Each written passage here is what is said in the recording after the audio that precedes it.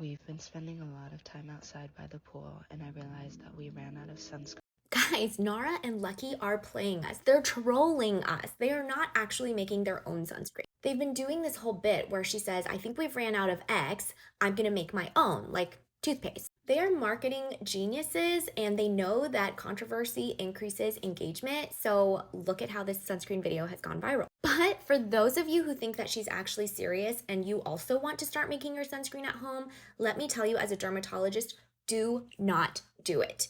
Do not play cosmetic chemist in your own home. If you thought that putting zinc in a moisturizer base is enough to make a good SPF sunscreen, then why don't you just use diaper paste like Desitin? That's straight up zinc. There's a lot more that goes into making and formulating a good and effective sunscreen.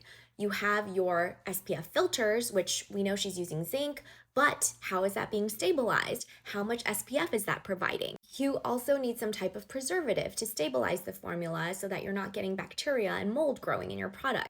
Lastly, and most importantly, there is no testing done on this type of DIY sunscreen, so you have no idea how much sun protection it's actually providing. Is it SPF 1, 5, 7?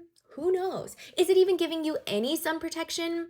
Who knows? Maybe not. If you're thinking of making sunscreen at home, seriously, just don't do it. I've seen a bunch of videos floating around on TikTok where the people telling you to make sunscreens at home look incredibly sunburned and have tons of sun damage on their skin. It is one of the worst ideas I've ever heard because you think you're protected, but in reality, you're not. So while I also, like the rest of you, love watching two extremely beautiful people make DIY recipes in their very beautiful home, I will say this is one area where you should not take their advice.